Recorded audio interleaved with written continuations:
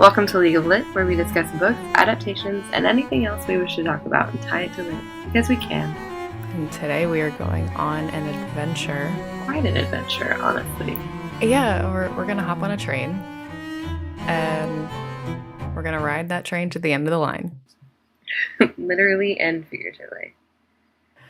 And but before I tell you what train and where we're going, I'm going to remind you that it is a truth universally acknowledged that we are not a spoiler-free podcast.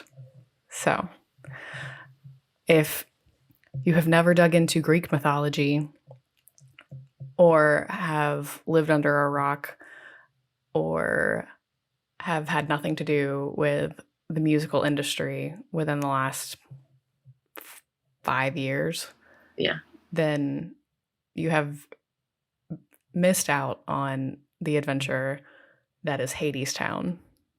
Which, I mean, I technically spoiled this musical for myself because I've never actually seen Hadestown. But I've read, the play. So here's the fun aspect of Hadestown is you can truly fully experience it, just the story itself, through the soundtrack. Yeah.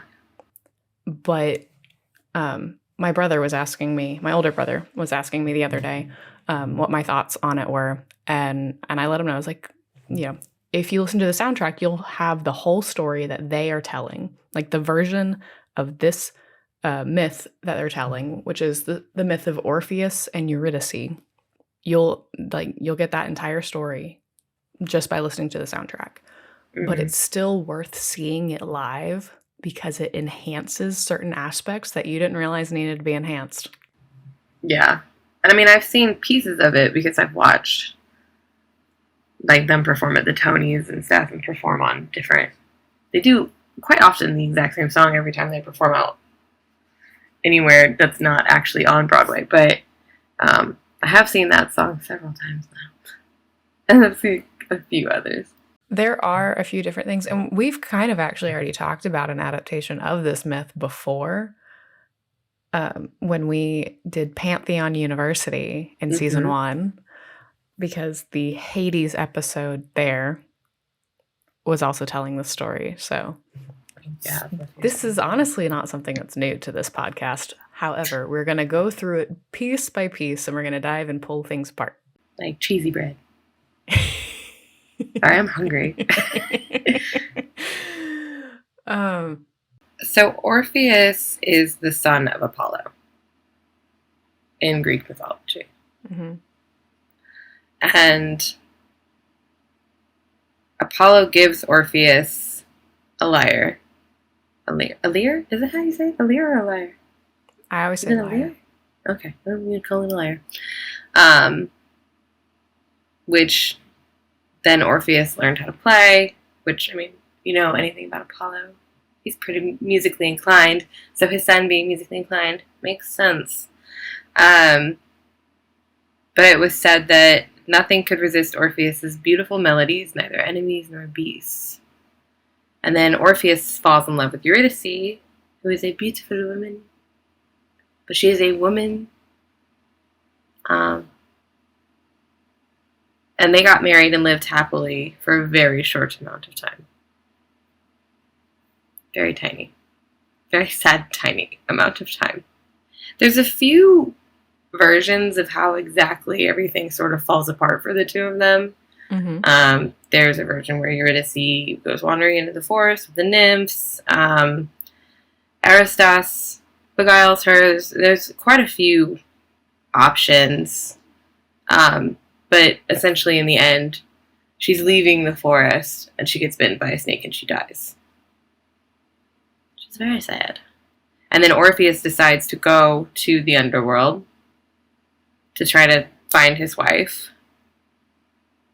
And because he's technically of the gods, he doesn't die immediately. As I'm thinking about it, it kind of feels like they blended in a little bit of this with the whole storyline between Meg and Hercules in the Disney animated film. Yeah. When you start to think about it, you're like, oh, okay. So Hades tells Orpheus that he can bring Eurydice back with him, but under one condition, she would have to follow behind him while walking out from the caves of the underworld, and he could not turn to look at her as they walked. Which sounds like really simple, but like, oh, it's incredibly simple. These gods, they tricky. They tricky. You know they tricky. It does sound incredibly simple. Leave. You walk first. She has to go behind you. Don't turn to look at her. But listen. It's an exercise of trust. Like, that's all that it is. It is, are you trusting the person that you claim that you love with your whole heart to follow you? And can you make it all the way to the end of the line without looking back to make sure that they're there? And Orpheus can't. He's almost there. He can't hear Eurydice behind him, so he starts to fear that he's been tricked by Hades. Which, listen, anybody who knows anything about Hades, that ain't his game. He ain't got time for it. He's not. Literally, people are like, Hades always tricking people. I'm like, no, Hades tells people how it is, and then people don't trust him because he's the god of the underworld. Okay. I trust Zeus way less than I trust Hades, okay? Just saying. And Poseidon. Both of them. I don't trust either of you. Out here having sex with goats, okay? Hades, living in the underworld, okay? Living his life. I said what I said. A few feet from the exit, Orpheus turns, sees that Eurydice is behind him, but because he turned around, chooses to go back to the underworld. Mm-hmm. And that is the sad, sad tale. It is. There's quite a few myths about it. And there's a lot more, and Orpheus tries again, but you can't go back to the underworld twice as a human. So it's a lot of different stuff, but that's essentially the main plot of the original myth. Right. And I think one of the things that the musical does really well is it sets itself up and it wraps itself up to where you can listen to it and you can hear the same story, knowing how it's going to end every single time. But it acknowledges the fact that, no.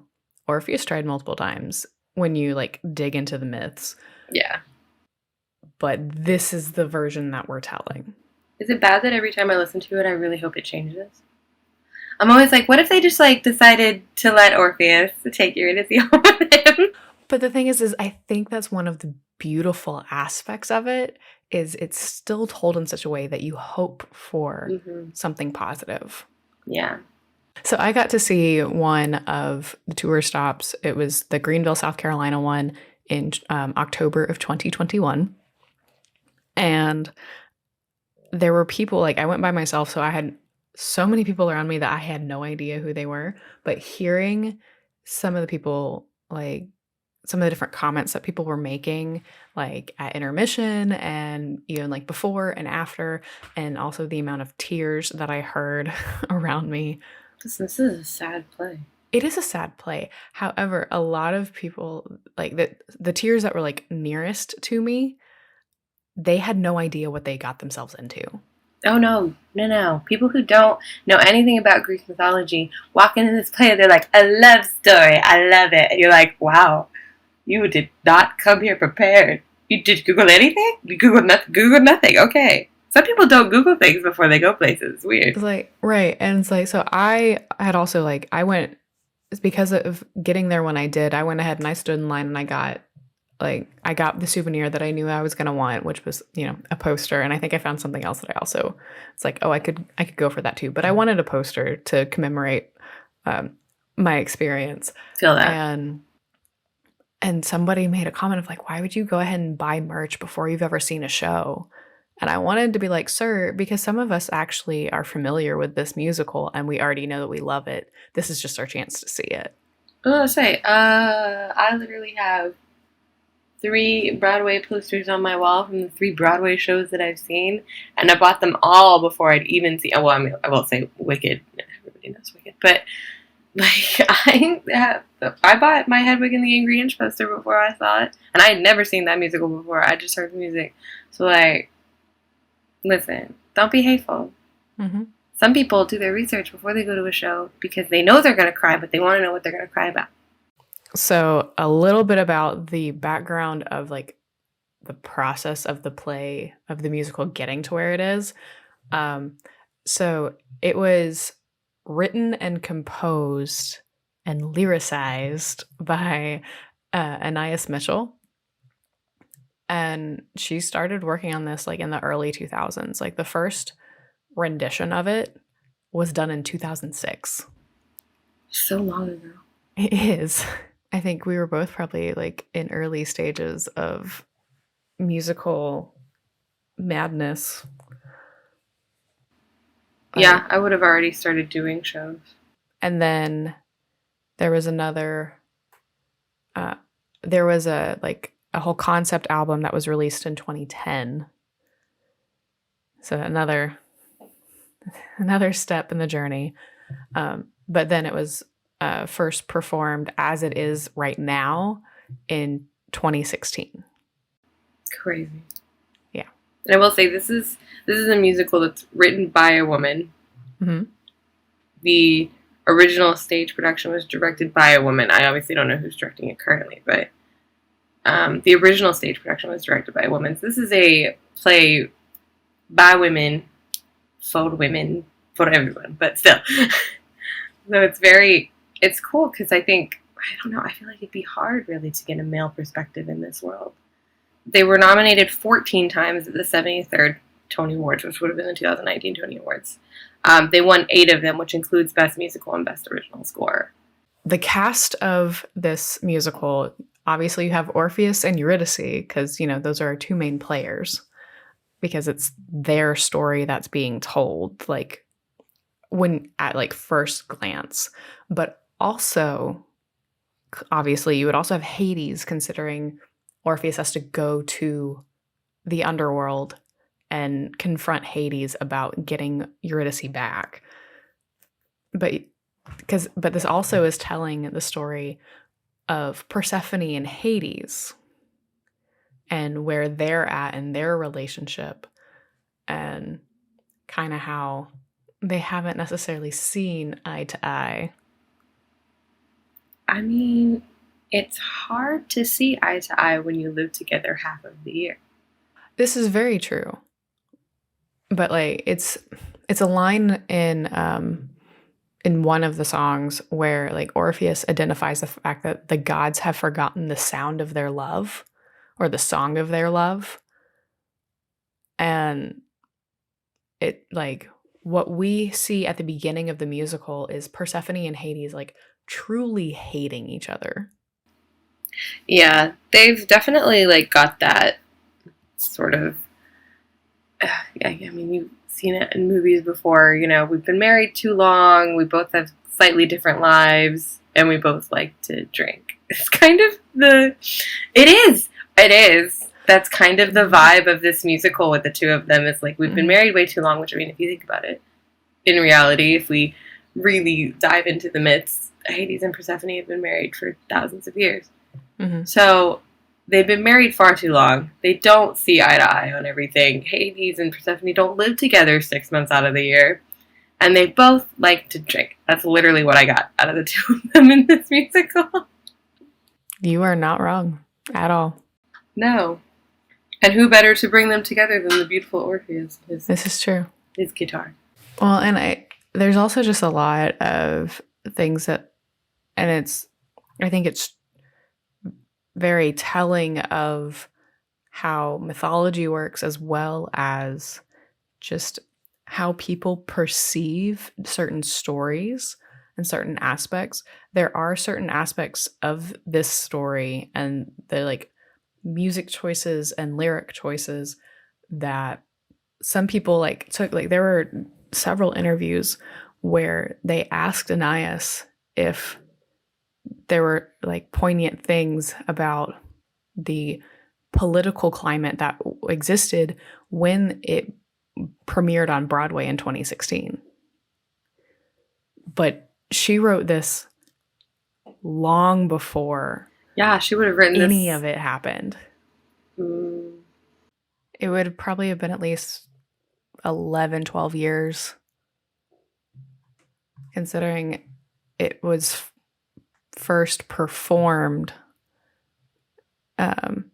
10 years prior to its Broadway debut.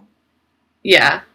So, I mean, it's a whole different political climate than we were in 2016. Not that I'm sure. I mean, they did rework some things when they started working on the actual stage production. But again, that was in like 2012. Right. So still before. Still a completely different political climate. So, yeah, I can imagine her being like, I wrote this musical like 13 years ago, so no. Right. No, it's like it was just a different time, but I think that just shows like the universal themes and how like different things become more highlighted in different situations. Yeah. It's not oh, well, this was clearly poignant and it's pointing its finger at this specific thing. It pointed it there because that's where you put it. Right.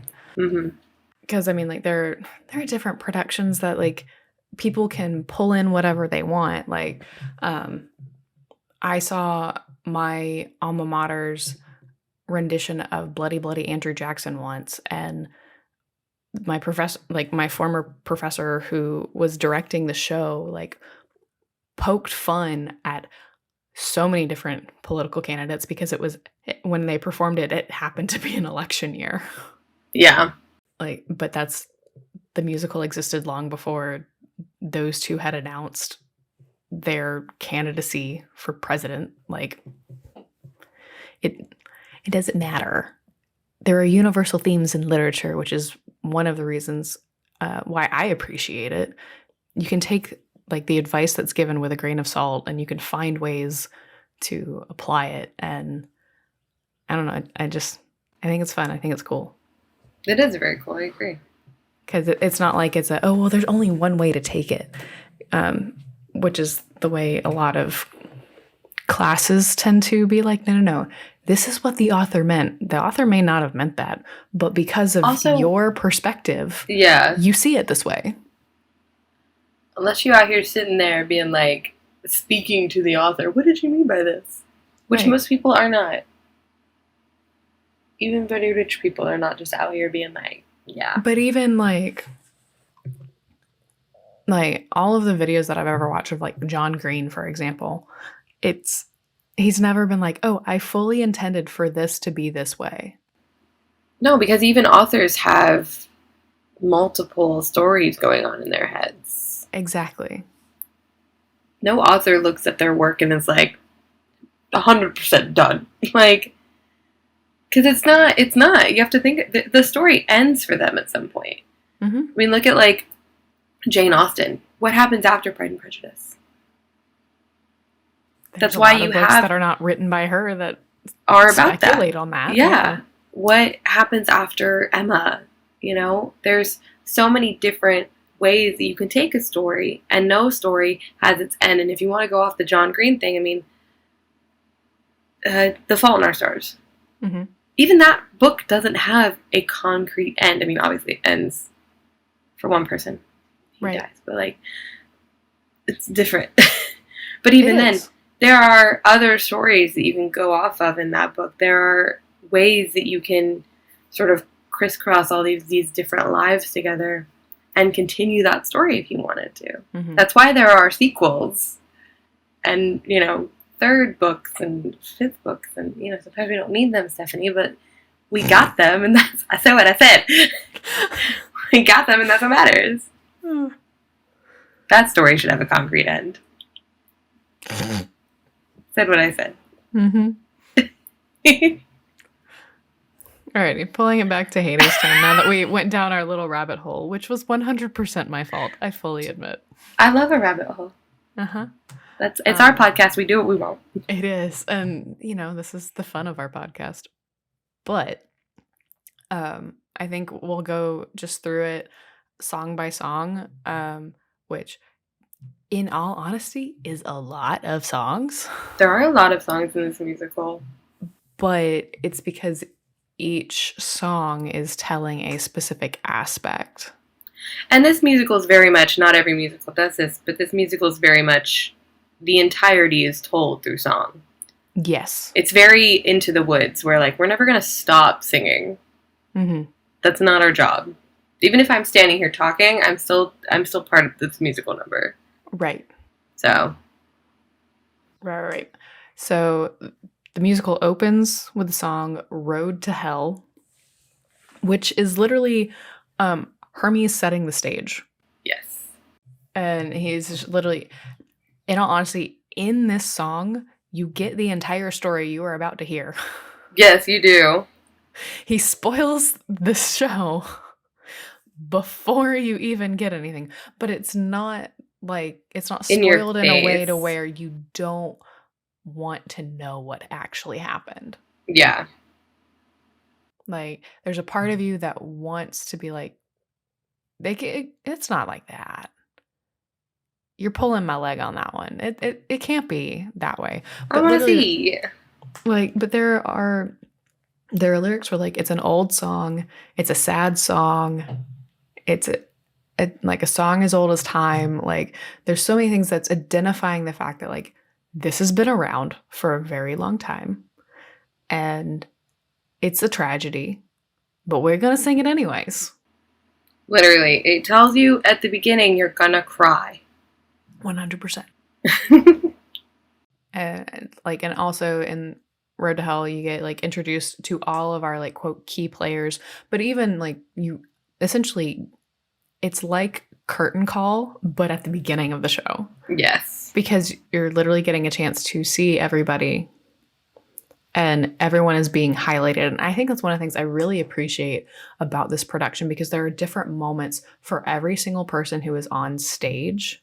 Because the way that the stage production is set up is there is no like orchestral pit. All the musicians are on stage with the actors who are performing the show.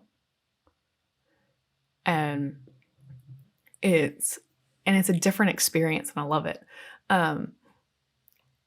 And it's kind of set up to where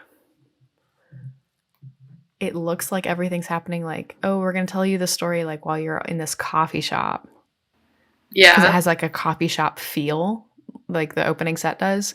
But you're going to be sad. And then, but like the stage is still like so functional. And I mean, like with the sounds of the music and whatnot, it's supposed to give kind of like a New Orleans vibe to it. And so some of the set dressing has that New Orleans vibe, like French Quarter New Orleans vibe. And I mean, it's absolutely gorgeous. And I love seeing how I really loved getting to see it. And they have like they have a rotating stage, which also like creates movement, because when you see the stage set up, you're like, how is this gonna work? They don't have a lot of space to move up there. No. But because of this like rotating stage, it changes the experience. Any Way the Wind Blows is kind of an introduction to Eurydice's perspective with where we're specifically meeting her at in her life and how all of that works out. Because that one's about like how harsh the weather is and we're in a famine. It's not a happy song. It is not a happy song, but it's probably one of the more cynical songs. Yeah. And it's really funny when it's contrasted with like the following song, which is Come Home With Me. Because you get to see the contrast that exists between Orpheus and Eurydice, because in this production, Eurydice is very cynical. She has no reason to trust or believe anybody is going to do anything good for her. And then you have Orpheus, who is like overly optimistic. I'd say he's annoyingly optimistic. Like optimistic to his detriment, honestly. Yeah. He's very, very much that. The song Come Home With Me is honestly hilarious in my opinion. Because like Hermes is like, do you want to talk to her? Like, because he notices that like Orpheus is truly taken with Eurydice, and you just get that he's just this awkward, not super self-aware, like has not had a ton of social interaction, like kind of guy. And he doesn't realize that like what's about to come out of his mouth is the number one thing that will make every single person run. Literally. Because he literally just utters the words like, instead of, it's like, even though Hermes tells him to not come on too strong, he's like, come home with me. Like, no, really, just come home with me. Like, has never introduced like, hi, I'm Orpheus. Like, no, come home with me. It just makes me think of this is my fault because I just watched it yesterday, but the new West Side Story. When Tony's trying to learn Puerto Rican, mm-hmm. and he's like, I want to be with you forever, and she's like, you don't want to maybe go for a coffee first? Like, that? No? Okay, got it. Cool. I feel like Hermes is just in the background like, I tried really hard. This man don't listen. I gotta go. But, and there's, I mean, like, and this is where like some of the lyrics are just so good, because like while like Eurydice is like asking Orpheus, it's like, okay, who are you? Like, no idea who you are. Like, who are you really? And he like, it's revealed that like he writes music, and he like makes a comment about how like, oh, he also plays the lyre. And her response is, oh, a liar and a player too. He. Which is a play on words, and the fact that, you know, because she like makes a comment about how she's met too many men like him before. Yeah. And he's like, no, I'm not that way. And Hermes like backs him up on the fact, it's like, no, he's really not like anybody you've ever met before. This man could not trick you if he tried. There is not a dishonest bone in his body. Look at his face. And Orpheus is just standing there like smiling. Which like the casting that they have like on Broadway and for the national tour, it's really brilliant. Like, I love it. Now granted, I've never gotten to see Reeve Carney, who was the original Orpheus, and I believe he's still currently playing Orpheus on Broadway. I haven't gotten to see him like actually perform outside of like the different clips of like the iconic song from the show. But I did get to see Nicholas Barash. I'm hoping I pronounced his last name correctly, because he's on the national tour as Orpheus, and he's got the like, I'm uncomfortably awkward like down pat. And such a great job. But it's endearing. It's not like not annoying. Oh my gosh, I want to run away. It's really like adorable watching him like try so hard. You're like, oh, look at this big stupid man with a guitar. I want to be his friend. I also want to make sure he doesn't walk into the street and get hit by a car. That's very on brand. And Reeve Carney looks that way too. I read it again. I've never seen it, but I have watched all of the clips of Reeve Carney doing it. I would love to go see Hadestown. I live in a city where I could go see Hadestown. Do you know how expensive it is to go see Hadestown? It's not cheap.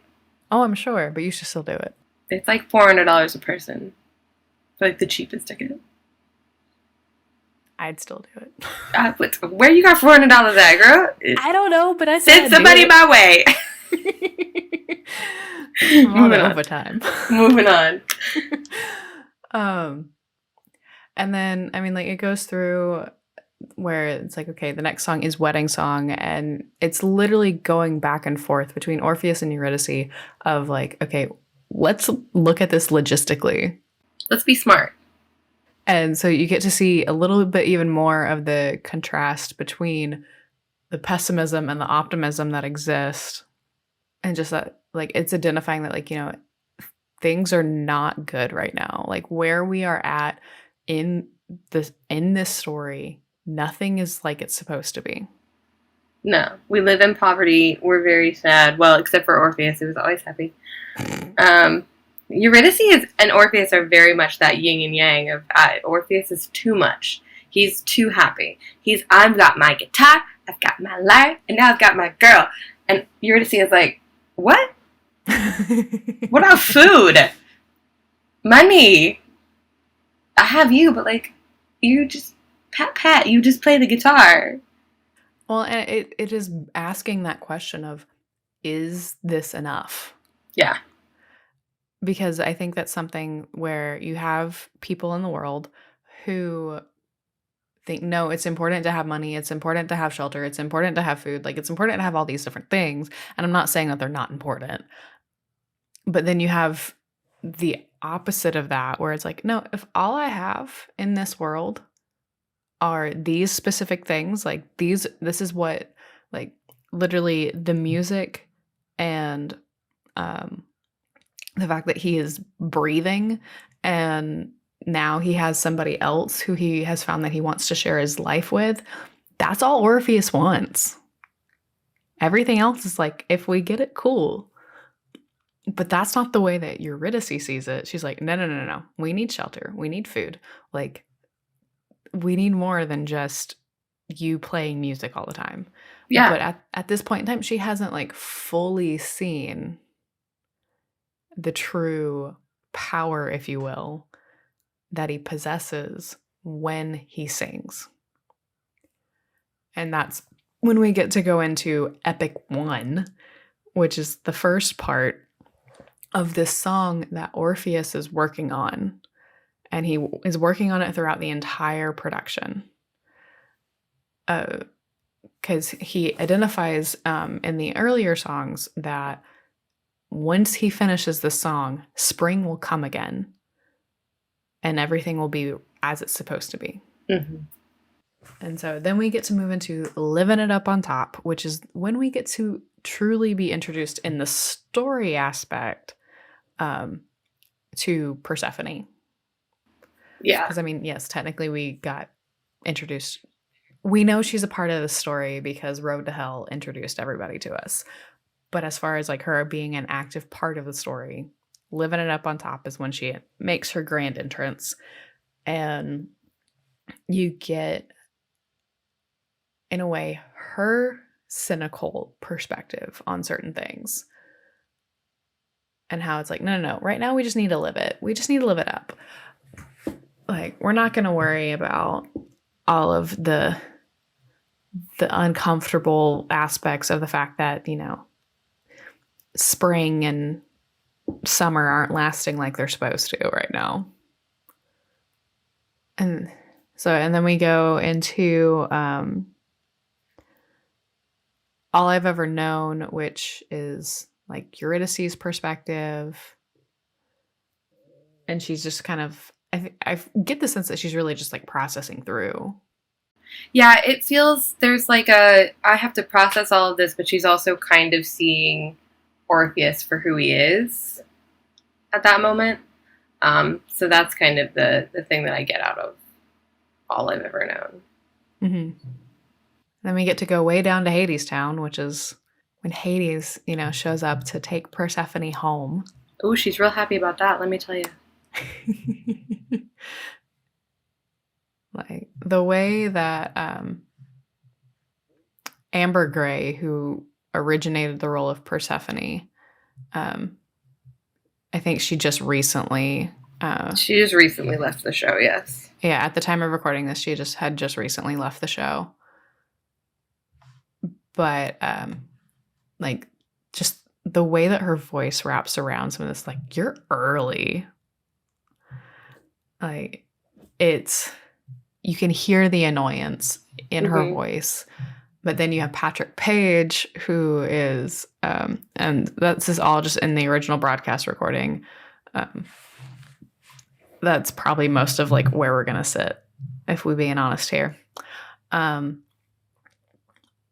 way that Patrick Page responds, it actually sounds endearing, but mildly patronizing. Yeah. When he says, "I missed you." It's like, well, I miss you. And she's like, It's very much that, like, it shows very quickly that there is a lot of discord in their relationship. First of all, you're early. We don't do this early thing. Spring comes late sometimes, but we don't do this early thing. The thing he sees is shadow. I have to stay here longer, but like that doesn't happen with fall. We don't. Winter doesn't take longer. It doesn't come earlier. We don't do that. We're not trying to do that. What is it called? Groundhog. Got it. I'm back. Sorry. I was like, what's the thing called? A groundhog. But yeah, so we get way down into Hadestown, which intrigues Eurydice. She's very sort of, what is this life that you've promised? Where do I get it? There's protection in the underworld. Mm-hmm. Which is not good. Okay? Not good. Yeah. Oh, it was like, because then, like, Gathering Storm is a little bit of, like, aftermath after Hades takes Persephone back to the underworld. And then you get Epic 2, which is another part of Orpheus' song. So you kind of get to see him, work on the song a little bit more. And then we go into Chant, which is when we really get to see what Hadestown looks like. And it's just really cool the way that they, like, are able to kind of flip the set, but not, like, 100% like flip it all the way over. Mm-hmm. And you still get the sense that you're, like, in a factory. And like the lyrics and whatnot of everything, like, describes how, like, okay, what Hades has done is he has created an energy factory, if you will. Like, he's doing his best to create a sense of life in the underworld, which is an oxymoron, but he's trying because he's wanting, I think deep down, like, I get the sense that his motivations is more of he actually wants Persephone to be happy again, but he's lost touch with what makes that so. Yeah.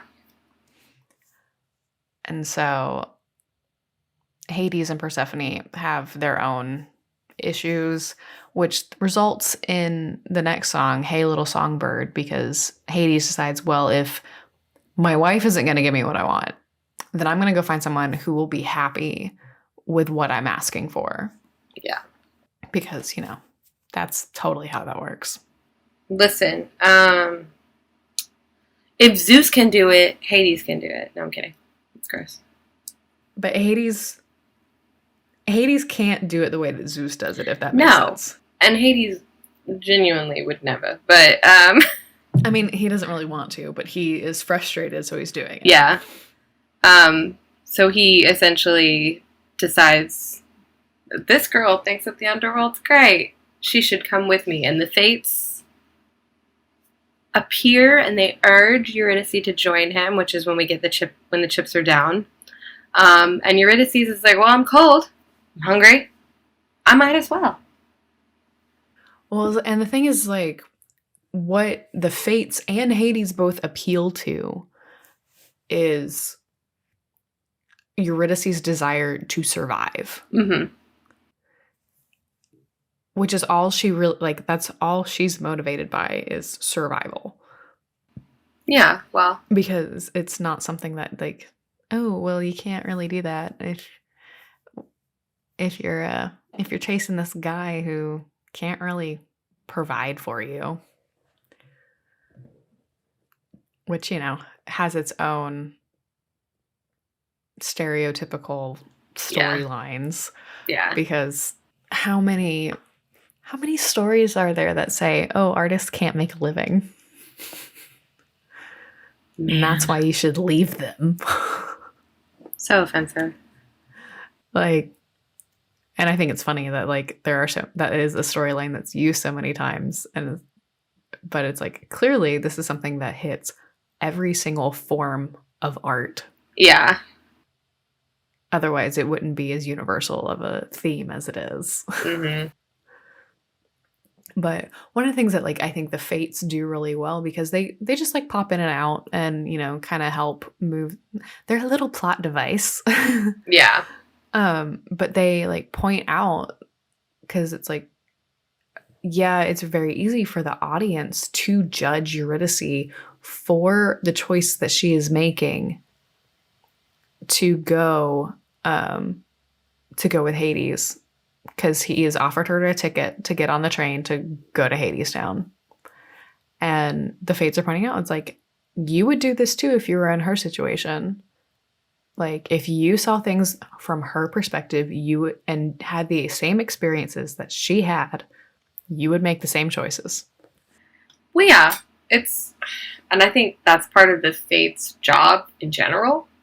Even when you look at like mythology, they're not there to tell you what's right or wrong. The fates are there to give you every possible ending. That's why they're fates.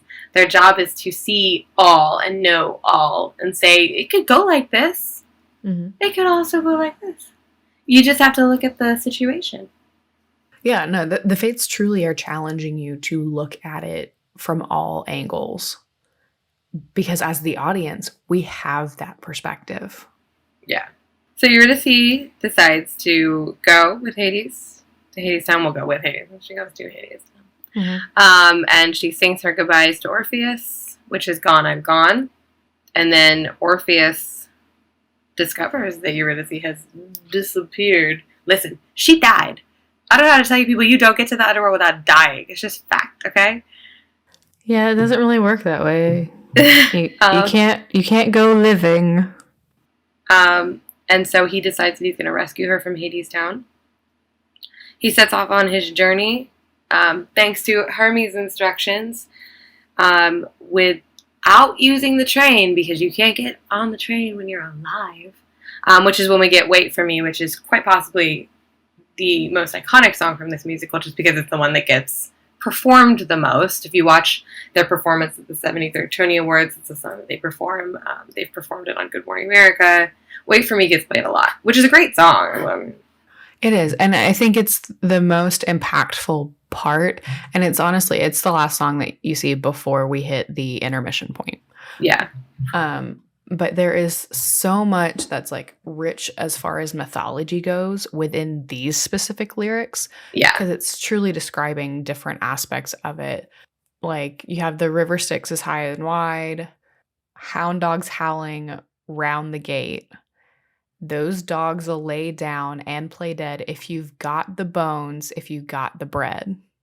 Like, that's referencing a completely different like aspect that we don't get to see in the musical, but like mostly because ain't nobody trying to make a fake 3-headed dog. Okay. But like, there are different ways to, you know, to ease Cerberus, and but Cerberus like you is have a sweet baby. Y'all be mean to him.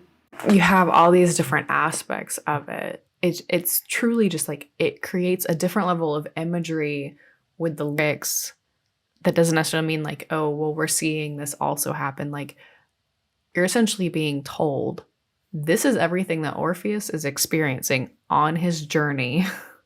Yeah. To get to Hadestown, because he can't go the traditional way because he ain't dead. He's not a dead man. He's an alive man. And then, so the like Act 1 finale is Why We Build the Wall, which is what I was hinting at earlier as far as like people asking Aeneas if she did this on purpose. Oh. At the time when put 2 and 2 together with that, this was like first on stage, it was around the time that like there was all that talk about Trump wanting to build a wall. And so a lot of people took that as, oh, that's like, this was fully intentional. It's not. It wasn't. She wrote this long before Trump ever said anything about wanting to build a wall, or any other president wanting to do any other thing that you could potentially find in this musical. Aeneas's motivation behind Why We Build the Wall is just showing the confinements of the underworld. Yeah. It's literally just painting a picture of what the underworld is. And there's something when you see it live that they do. I've seen several videos of actors who are a part of the production talking about how at the end they when they're talking about like we build the wall, they're pointing up because of them being in the underworld, and the wall that they are building is above them. It's the separation of life and death. Yeah. Like, that's what this is talking about. It has nothing political to do with it, but a lot of people take it in a political way. Mm. And so that was like one of the big focuses when this musical became exceedingly popular. But that is Act 1 of the musical. Act 2 opens with Our Lady of the Underground, which is another focus on Persephone. But this is a perspective of like, okay, this is what Persephone's experience is when she's in the underworld. Yeah, she runs a speakeasy behind Hades' back. Love that for her. But I mean, like, Our Lady of the Underground is such a fun song. It really is. It's a really fun song. It literally is just giving you more insight into Persephone's thought process while she's in the underworld. She's obviously not happy. She's doing all of this behind Hades' back. She's just hanging out with these workers. And then that leads us into Eurydice realizing sort of the consequences of her choice, that she's never going to be able to leave unless Hades consents her to do so, which doesn't happen. And she's gonna become like a forgotten laborer, just like everybody else down there. You could look at that as like commentary on what happens after you die. Mm-hmm. The rest of the world moves on. It's hateful to say, "Oh, you're forgotten," because more often than not, you're not. But like eventually, yeah, you'll just be another name.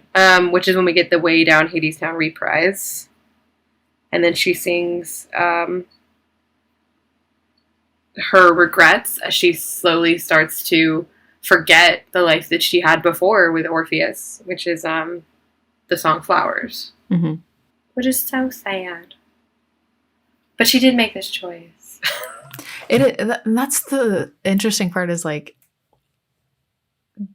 you have choices that you sometimes regret. But it's a matter of, well, what do you do with that regret? Do you sit and wallow in it, or do you just like let it go? Yeah. And I think when you are in Hadestown, it's easier just to sit and wallow in it, and through the wallowing you forget. It's hard because you try really not to regret any of your decisions, because everything can be a learning opportunity. Although I think when you choose to follow Hades, that's maybe not necessarily a learning opportunity because you can't leave it. Yeah. Yeah. I mean, there's an aspect of this musical where it's literally challenging you to enjoy and value your life, to not be too hasty, to move on to other things that could actually be good for you. Yeah. But like, you have this whole thing with papers where like Eurydice is officially signing it. It's not like, no, she's already officially like signed her life away at this point, but like, it's because there's a Come Home With Me reprise because Orpheus has now made it into Hades, and so it's when Orpheus learns that Eurydice signed of her own volition. Right. It's because it's hinted at the end of Act 1 that a lot can happen behind closed doors. Yeah. You don't fully like know what's going on, but Papers is when us as an audience are fully learning what actually happened, and we're learning that with Orpheus.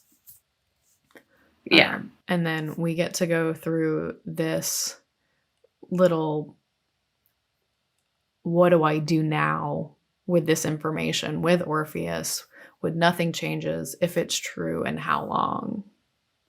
But how long also has Hades and Persephone like going back and forth of like, okay, how much longer is this going to last? Yeah. Like, we're not seeing eye to eye on this at all. What's going on? Like, they're actually starting to, buck up and have real conversation. Yes, being adults. And it's also Persephone saying, listen to this kid. Let him try. Mm-hmm.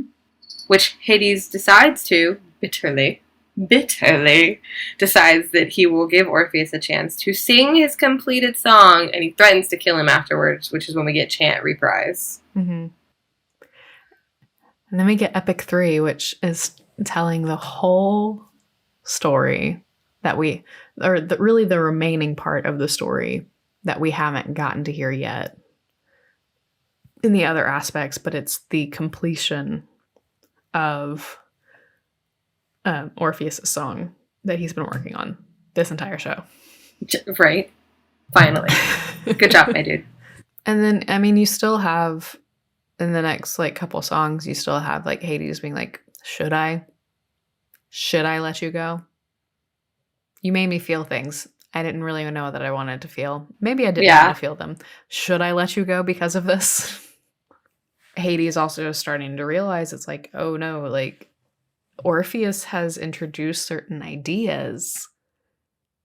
If I don't do this, will I lose control over what I've created? Yeah, exactly. Which is word to the wise. Mm-hmm. Which is when the fates are essentially taunting Hades. They're like, this is what could happen if you don't do it. Yep. So Hades does decide to let Orpheus and Eurydice go on, of course, the condition that Orpheus must lead them out. Mm-hmm. If he turns around, she will return to Hadestown and remain there forever, which is his kiss the riot. And one of the things that, like, the fates point out, it's like, well, if you give him the rope, he may honestly just hang himself with it. But, like, you have to give him the choice. Yeah, exactly. If you don't give him the choice, may not actually work the way you think. Exactly. Which Hermes then, again, explains the condition. It's very important to note that this is explained more than once in this show to Orpheus. If you turn around, she goes back to the underworld and you have to return to the real world by yourself. Mm-hmm. I just have to note that we say it more than once. They say it more than once in the original story too, but like...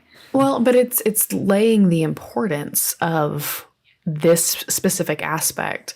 Like, it seems simple and you think, oh yeah, it'd be fine. I won't forget that.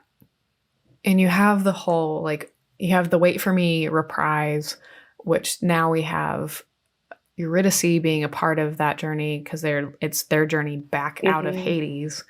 But then we have Doubt comes in, which I think truly encapsulates the struggle that sometimes you have when you think you're doing the right thing, but then you start to question if you actually are. Yeah. And then Hermes reflects on everything, reflects on the whole really sad, somber tale with Road to Hell, the reprise. And it's, it's identified. It's like, oh no, we're going to keep singing this again and again and again and again and again. And again. Because we're going to keep telling you the story again and again and again and again and again. As many times as you're willing to listen to this. And the idea too is that I'm looking at it again, I think this is something that's all about perspective.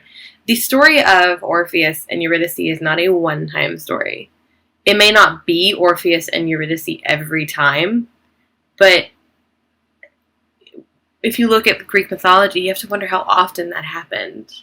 How often was Hades telling people, yeah, you can absolutely have your loved one back. These are the conditions. Yep.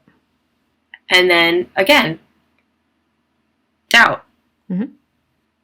So that's, I think, another beautiful thing of this show is that it's just a big circle. It happens again and again and again. And it may not be these exact same players every time, but this is real life. It's universal. Exactly. All of the themes are universal. It doesn't matter. You can find different ways to apply it, but It's the same story. And then after, I believe there's one more song, right? It's We Raise Our Cups, which is just, from what I understand, after the curtain call, the cast toasts Orpheus. Mm-hmm.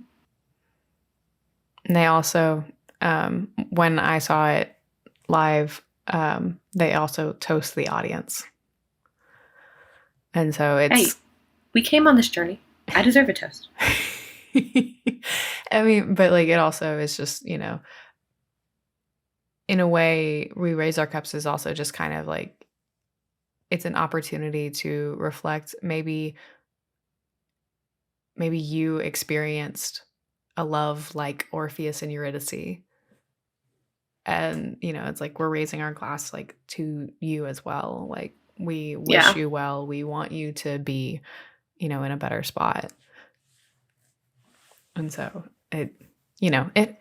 everything has extra meaning if you really want it to, and you have different aspects where you can see that. Yeah. Because it's true of Greek mythology. It's true of biblical allusions. Like, you can only pull the connections of things if you have basis for said connection. Yeah, exactly. There's something to be said, too, going off of the idea of this being, obviously, it's a musical. Something to be said about the era of musical that we're in, because obviously we've both grown up being a little bit more musically inclined, as far as, not necessarily musically inclined, but leaning into musicals. Yeah, I don't necessarily think either of us is wonderfully musically inclined. But we both have really grown up enjoying musicals, and there's something about the era of musical that I think we're falling into with Hadestown, and Moulin Rouge is another really good example, as I have gone and seen that show, where you're immersed in the show. It's not just, I'm going to see a musical. And I'm going to use Wicked as a good reference, because I did see that one very recently again. Wicked is a show you go and see. Not to hate on Wicked. I'm not trying to hate on any musical. Wicked is a show you go and see. Chicago is a show you go and see. What's another one? The Music Man is out right now. It's a show you go and see. Moulin Rouge, Hadestown, When Hagrid and the Angry Inch were on Broadway. Those are shows that you go to be a part of. There are shows where the actors are looking directly at you, where they're saying, you're in this story, whether you wanted to be here or not. You're in this story. I think we're really ushering in an age of being involved. It's very like us going to see shows at Shakespeare's Tavern, sitting in the front row. It's web series on stage. Yeah, literally though.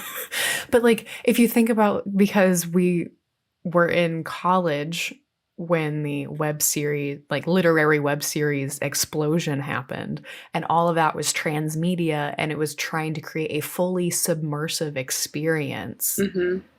That's definitely what's happening. I mean, Natasha Pierre and the Great Comet is another example of, they're trying to literally pull you in by the way that they've set the stage, the way that they are creating different aspects of it. You could even honestly argue that The Lion King is a submersive experience, because at some point there are animals in the audience. Yeah. And if you go back further, The Lion King is a good example. Into the Woods would be a really great example of one of the first ones to really do it, where we're speaking directly at you. I'm a narrator. I'm looking into the audience. My job is to literally break the fourth wall. But now, and I think Hamilton's a good example of this as well, where I'm telling you this story. You're a part of what's happening. Hamilton's a little less, because you're not necessarily as involved, but they still speak directly at you throughout the musical. Mm-hmm. But Hadestown for sure. Moulin Rouge, like I said, I just went to go see that movie. I literally sat in the middle of the stage to go see that musical.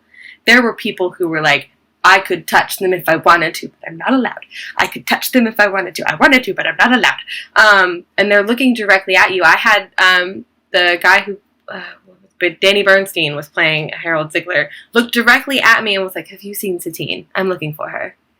And I literally was like, no, I haven't. She's right over there, but no, I haven't seen her.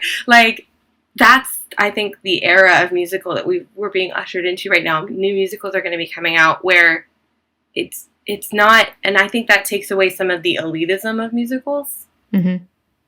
No, it's literally breaking it down to being an for everyone experience. Yeah, we're here for you. You're here with us, whether you're in the front row or the back row. You're still in this musical. You're inside. You're sitting inside. When you go see the Moulin Rouge, I'm just going to keep using it as an example because I've seen it. But when you go see the Moulin Rouge, they literally, you are the audience inside of the Moulin Rouge.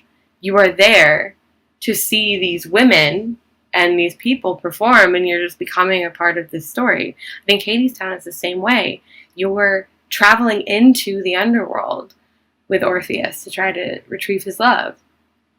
So I think I think it's cool that that's kind of the new age of musical. And, it sucks to see musicals leave Broadway. Eventually, Wicked's not going anywhere anytime soon, although I'm sure some of us wish it would. Just because Wicked's been on Broadway for, 10 years? Yeah. I mean, we could even make the argument that Les Mis is a submersive experience. We're not making that argument. I'm not talking about Les Mis. No, ma'am. Do not try to bring that back to the world. I'm looking for new musicals, not old ones. Thank you. Goodbye. Goodbye, Les Mis. But where I think the thought process, if you want to look at Les Mis, you're not wrong. It is very much a submersive experience. But think about the things that we could do with Les Mis if we really dive into the submersive aspect of it. Think of the way that a Broadway musical could be set now, where, and I think that Shakespeare's Tavern is a really great example of it because they come out into the audience. They're standing next to you. They're speaking to you. I think if we look at Broadway more in a submersive way, it becomes less elitist. Not that that's going to change ticket prices. Hamilton is still $700 a ticket. You ain't got to go see it. That's just my life now. But it's taking away, this is only for certain people. Mm-hmm. When you let everyone be a part of this show. Mm-hmm. And I think it would be cool to see what happens with certain musicals if we make people, again, even Wicked could become a submersive musical. Bring Glinda down in her bubble into the audience. Oh, my good friends of Munchkin Land. Think of Star Kid. That's another really great example. And again, they were very much they were the web series before web series were web series. Yes. The Harry Potter musical, which honestly, the fact that that's never been made into an actual musical is really upsetting for me. I don't know that anybody would go see it unless the original Star Kid crew. I know, that'd be so hard. Derek Chris out here I am not about to play Harry Potter again. No.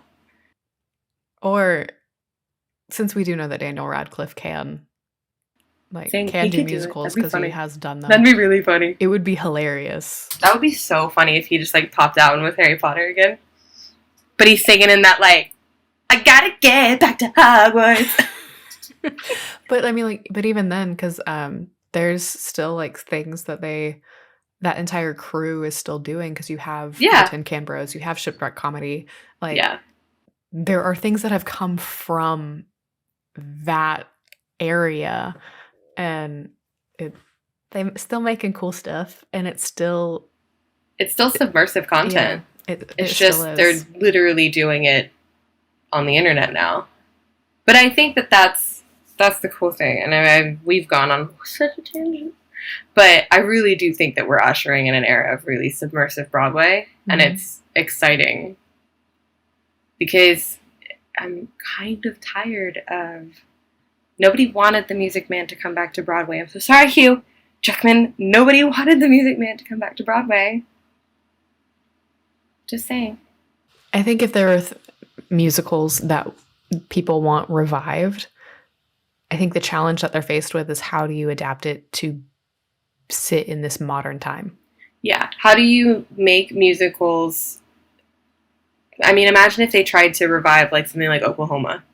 Mm-hmm. How do you make that music? Which they did. Hold on. They revived Oklahoma. They made it into because Ali Stoker won a Tony for it at the 73rd Tony Awards for playing Ada Rainey. They did revive it. They made it very similar to Hadestown in the aspect of, like, there wasn't a lot on stage. Wow, I feel bad that I forgot that. But you know what I mean? Yeah. Pick something else, pick something else, pick something else. If they try to revive, bringing the Music Man back, if they didn't bring the Music Man back and create this elitist thought process behind the Music Man again of, it's just a guy coming to town and he brings his music. Like, but that's all it is. I'm so sorry to say what I said. But, like, they didn't try to change the way the Music Man is played for the audience. And I think that that's a problem that people who are reviving musicals are going to have. You have to change the way it's played for the audience, because this audience, the audience going into it, the younger audience, we're tired of just sitting and watching. We want to be immersed. We have to be immersed. We're so overstimulated, I think, as a generation, as several generations, that I think we want something that's literally going to take us out of everything.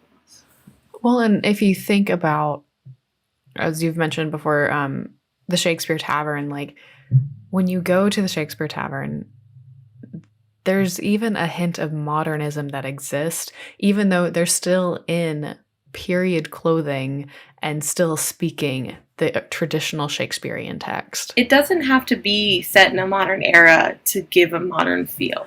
And then there's anything that, like, the National Theater Live has done, especially when they've brought different Shakespeare plays back, they actually have, like, while they're still speaking the traditional Shakespearean text, they have put their actors in modern clothes. They have set it in modern settings, and it still translates. And I think that's where like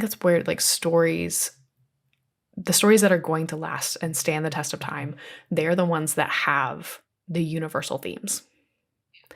And while someone can be like, "Oh, all stories have universal themes," it's like, do they have enough of those universal themes to where it can translate and transcend through time? Because you know, in the last episode that we did, it was the importance of being earnest, and I think we kind of determined that, like, there really isn't a way you can, like, adapt it and bring it to the modern audience. This is just a absurdist play. It wouldn't work. No. But, like, I'm going to keep using Wicked because I just keep staring at my poster. But, like, Wicked has lasted as long as it has because it does have a lot of universal themes, but I think those themes are running their course. She's the oddball. She's the one that nobody likes. She's a green lady living in a munchkin town. But when it's weird. When it first came out, that was, like, the central theme of everything. Yeah. We were, everybody's the weird one. Now it's, okay, you have a lot of money, which is why you're still playing. Anybody who understands Broadway in any way understands that shows with money stay on Broadway. Phantom of the Opera? How long has Phantom of the Opera been on Broadway? And I wouldn't argue that Phantom of the Opera transcends time. Sorry. It doesn't. No offense. Although, honestly, I feel like Phantom of the Opera is another one we could play with if we really wanted to. Oh, I'm sure it could be, but they haven't, so... No, it's the same. And listen, I love Phantom because it's just classic. Very classic Broadway. The music slaps. But, like, it is.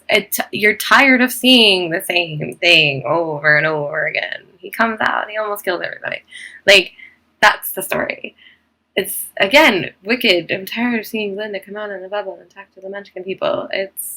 We're looking for the ability to really respond. If I'm just going to sit there, not that I don't enjoy Wicked, I don't enjoy watching it. I cried when I saw it the last time, but that was also partially because I hadn't seen a musical in more than 2 years. And because, I mean, Wicked came out when I was in high school, so it was quintessential for my childhood. So I remember, dun, dun, dun, dun, dun. Like, I hear that music and I'm like, it's so beautiful. And it is beautifully written, but it doesn't translate as well anymore. And I think we need to find ways to take these musicals. If you want to keep it on Broadway, rework it. Right. Find a way for it. And obviously it's set in the Gershwin, which is a huge theater, but, like, find a way to rework it. That's why these smaller theaters, like the Harshfield is where Moulin Rouge is, it works because you really get the ability to submerge your audience. Mm-hmm.